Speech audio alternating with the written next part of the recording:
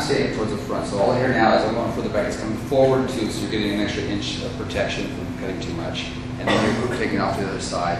So it's kind of like over-directing from here forward, over-directing from here forward. So it's traveling so far from where it's going to be. You still, because it's so long, you have to cut it, but on shorter hair, by the time I got there, you just find the ends. On this one, you have to kind of just keep walking out through the ends, because I picked a very long-haired model to do it on. Don't worry about the hand cramps, they're all part of the job.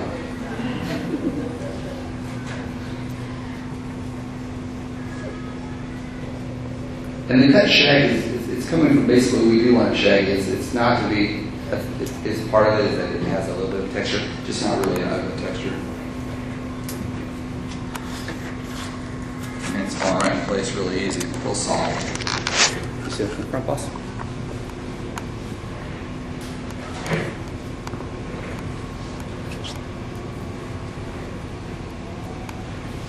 So I'm going to take a little bit more on this side. I like the little short one. Grab it on my guide one more time and redo it.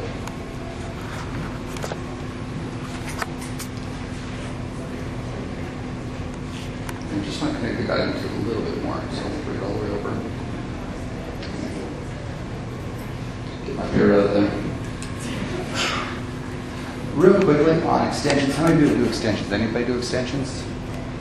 The same thing with your extensions. So if you put your extensions everywhere and you want to make them blend and soft, the general rule is people kind of pull it out here and point cut it, blending, shear it.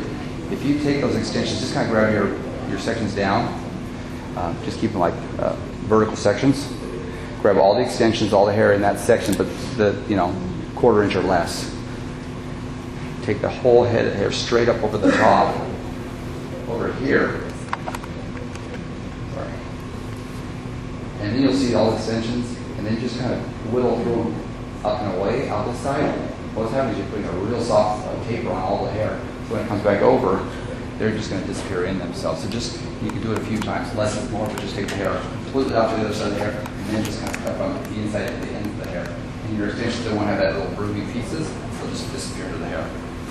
Okay, one more piece on this one, and then I'm going to show you the hinging in the back.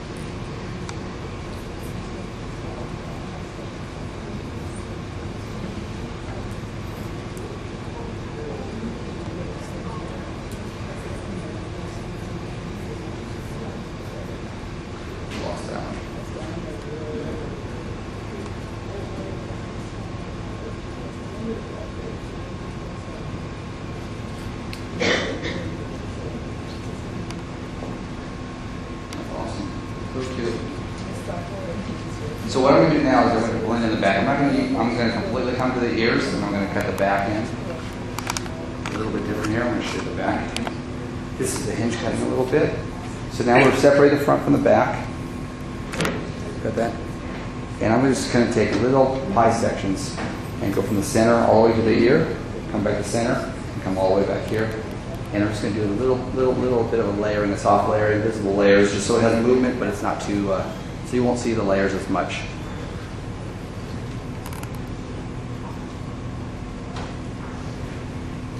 Split right in the middle.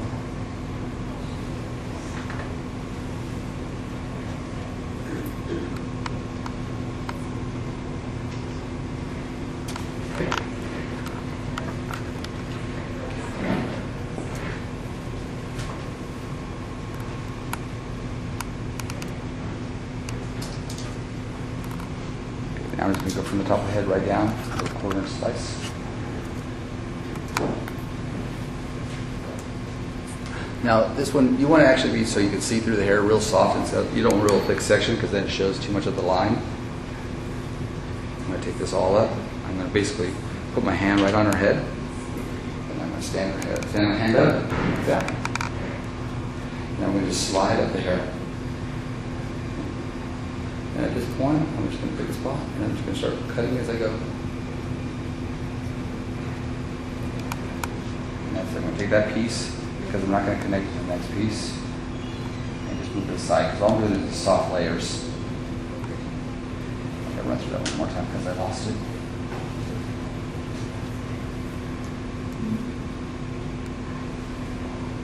Slide up, find your spot, all the way up to the ends. And I'm just going to take it, and not lose it this time, and just put it in a clip. Grab my next section.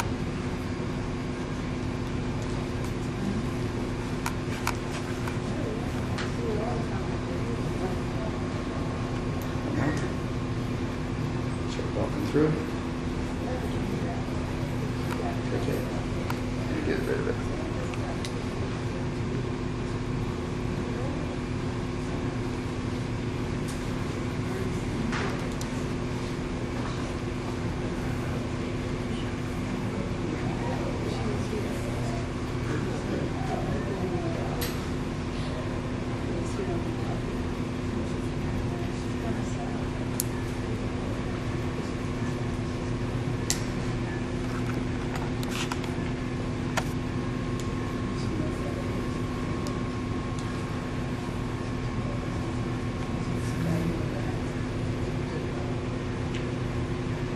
So here's your length. This is your length. So since I'm passing any longer than that, she's going to use not losing her length. This is all layers in it. So that's what you want to know when you're going to do it, so you don't cut her hair length. Flipping it over, bringing it up, and you can watch. There's her ends are starting right there. These are all her ends.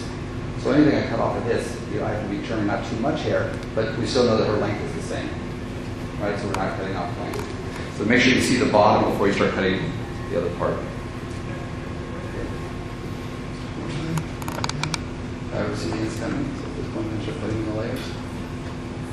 I'll put it on and then just get rid of it. The reason I'm getting rid of it is I'm not really having to guide. I'm just basically guiding from the first one. I can see a little bit of where it started, going out through the ends, and they're not perfect. They're not cross-checked.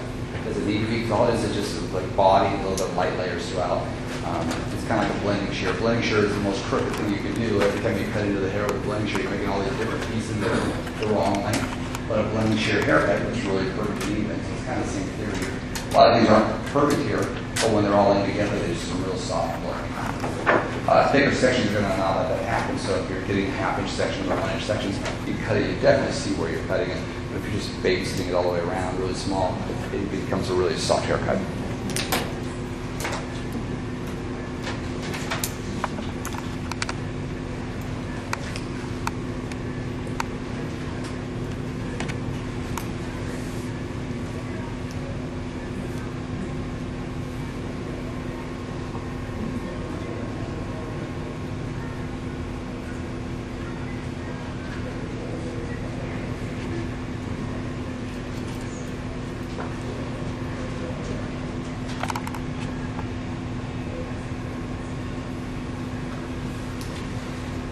Two more sections on this side, we'll go back to center.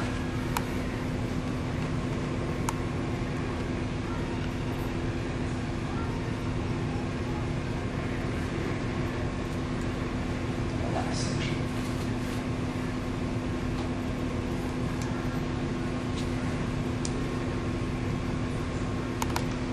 If you can't see through your section, it's probably too thick.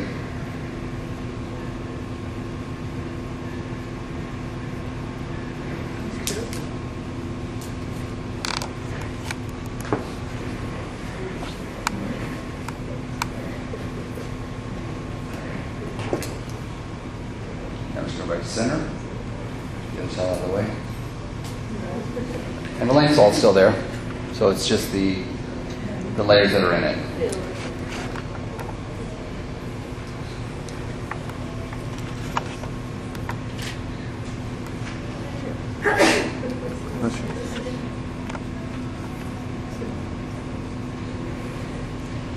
Now the problem with